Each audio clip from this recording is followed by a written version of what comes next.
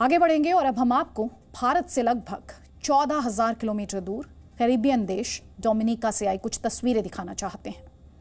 इनमें पहली तस्वीर तो भगोड़े मेहुल चोकसी की है, जो 13,500 करोड़ के पीएनबी बैंक घोटाले में आरोपी है। इन तस्वीरों को आप ध्यान से देखेंगे तो मेहुल चोकसी के हाथ पर और उसकी बाईं आंख में चोट के निशान हैं। दूसरी तस्वीर भी आपको दिखाएंगे, लेकिन इस वक्त आप मेहुल चोकसी की तस्वीर देख रहे हैं, जिसमें आप देख सकते हैं कि किस तरह चोट के निशान हैं मेहुल चोकसी की आंख पर और हाथ पर। तो तस्वीरें इस वक्त आपको दिखा रहे हैं चोट के निशान। अब इनके पीछे वजह क्या है, लेकिन आपको बता दें डोमिनिका से आई ये तस्वीरें हैं। एक चोट के निशान जो हैं वो हाथ पर हैं और आंख में भी चोट लगी हुई है, जो कि आप अभी एक सर्कल के माध्यम से देख पा रहे थे। देखिए, ये आंख पर चोट की तस्वीर और ये हाथ पर चोट की तस्वीर। अब दूसरी तस्वीर कतर एयरवेज के एक प्राइवेट जेट की है, जो अभी डोमिनिका के डगलस चार्ल्स एयरपोर्ट पर खड़ा है। इस प्राइवेट जेट ने मेहुल चोकसी से संबंधित दस्तावेजों के साथ 28 मई को दिल्ली एयरपोर्ट से उड़ान भरी थी और तभी से ये डोमिनिका में खड़ा हुआ है। महत्वपूर्ण बात यह है कि इस प्राइवेट जेट का 1 घंटे का किराया 8,40,000 रुपए है। जी हाँ, ये प्राइवेट जेट कतरवेज का 1 घंटे का किराया 8,40,000 रुपए। अब आप सोच रहे होंगे कि क्या इस प्राइवेट जेट से मेहुल चोकसी की घर वापसी तो नहीं होगी। मेहुल चोकसी इस समय कैरिबियन देश डोमिनिका में है। 2 जून को वहां की अदालत में इस मामले पर सुनवाई होगी कि मेहुल चोकसी को भारत को सौंपा जाए या फिर एंटीगुआ और बारबूडा के हवाले किया जाएगा। एंटीगुआ और बारबूडा के प्रधानमंत्री कैस्टन ब्राउन ने बताया है कि उन्होंने डोमिनिका की सरकार से मेहुल चोकसी को भारत भेजने के लिए आग्रह किया है। लेकिन सवाल ये, क्या ये मुमकिन है? मेहुल चोकसी एंटीगुआ और बारबूडा का नागरिक है। इस देश की नागरिकता उसने वर्ष 2017 में हासिल की थी। वर्ष 2018 में जब भारत में 13,500 करोड़ रुपयों का पीएनबी बैंक घोटाला सामने आया, तब इस घोटाले का मुख्य आरोपी मेहुल चोकसी जनवरी महीने के पहले हफ्ते में भारत से भागकर एंटीगुआ चला गया था, क्योंकि इस देश की नागरिकता उसके पास थी। लेकिन अब वो इस देश में भी नहीं है और यही वजह है कि भारतीय जांच एजेंसियों को उसके प्रत्यर्पण की उम्मीद है। अब एंटीगुआ और बारबूडा के प्रधानमंत्री का कहना है कि मेहुल चोकसी कुछ दिन पहले उनके देश से अचानक लापता हो गया।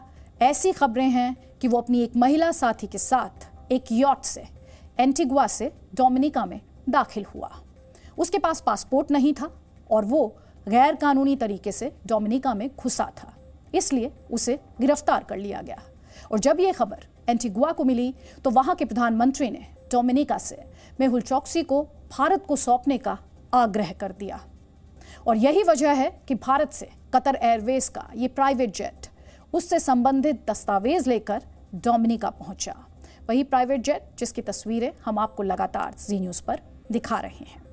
ऐसी खबरें हैं कि मेहुल चोकसी जिस महिला के साथ था वो उसकी गर्लफ्रेंड है और इस महिला को डिनर कराने के लिए डोमिनिका लेकर गया था, क्योंकि ये दोनों देश ज़्यादा दूर नहीं हैं। लेकिन इस दौरान वो डोमिनिका में सीआईडी द्वारा पकड़ लिया गया। सोचिए, भारत में 13,500 करोड़ रुपए का घोटाला करके मेहुल चोकसी डोमिनिका में अपनी गर्लफ्रेंड को डिनर करा रहा है। अब समझने वाली बात यह है, क्या डोमिनिका मेहुल चोकसी को भारत को सौंपेगा? तो वहां के अखबारों में ये खबरें हैं कि ऐसा हो सकता है, जो भारत के लिए अच्छी खबर है। डोमिनिका मेहुल चोकसी को भारत को सौंप सकता है, क्योंकि मेहुल चोकसी एंटीगुआ से पहले भारत का नागरिक है। हालांकि डोमिनिका के साथ भारत की कोई प्रत्यर्पण संधि नहीं है। यहां पर आपको समझना होगा कि इस समय पूरी दुनिया में भारत की 47 देशों के साथ प्रत्यर्पण संधि है। 47 देशों के साथ दुनिया के। इसके अलावा 11 देशों के साथ प्रत्यर्पण व्यवस्था है।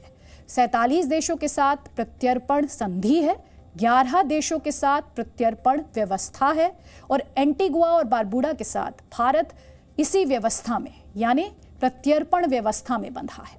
हालांकि प्रत्यर्पण संधि और व्यवस्था का अंतर भी आपके लिए समझना जरूरी है। जिस देश के साथ प्रत्यर्पण संधि होती है वो दूसरे देश के नागरिक के प्रत्यर्पण को लेकर प्रतिबद्ध होता है, जबकि जब प्रत्यर्पण व्यवस्था हो वो देश मदद कर सकता है लेकिन प्रत्यर्पण को सुनिश्चित नहीं करता है।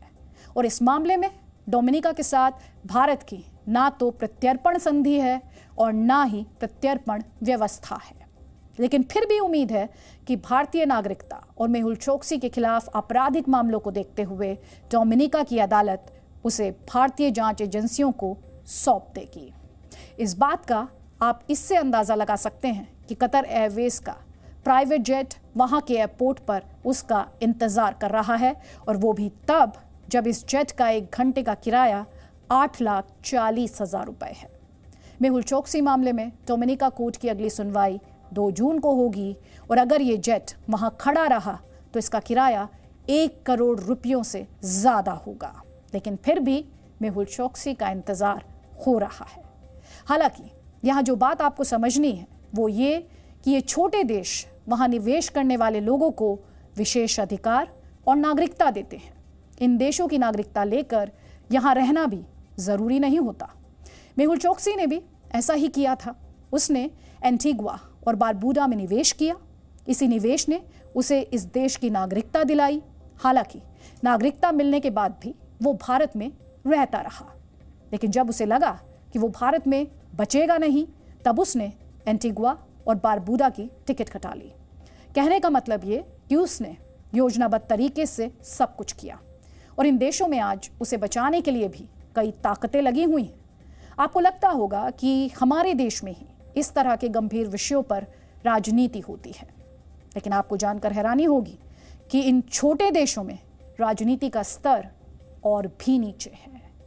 इसे आप ऐसे समझिए कि मेहुल चोकसी के प्रत्यर्पण पर एंटीगुआ में खूब राजनीति हो रही है।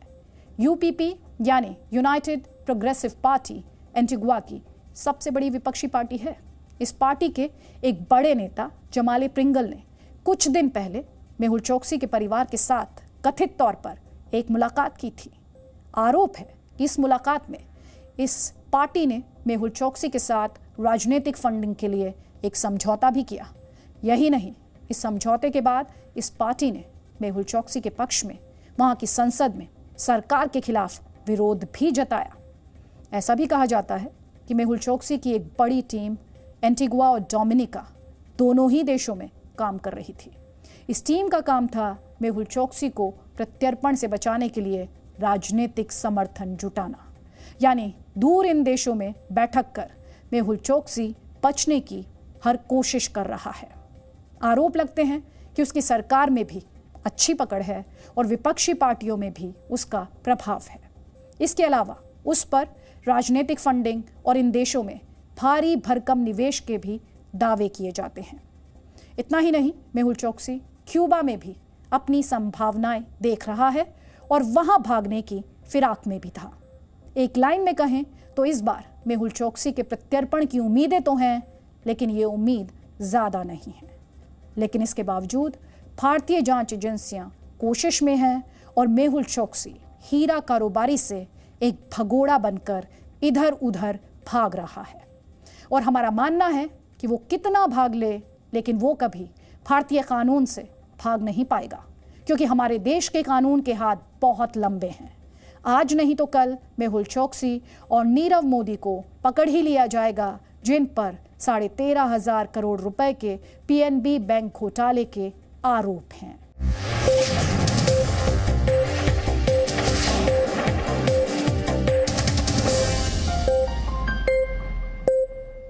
Presenting B News app, available on Google Play and App Store. Download it now.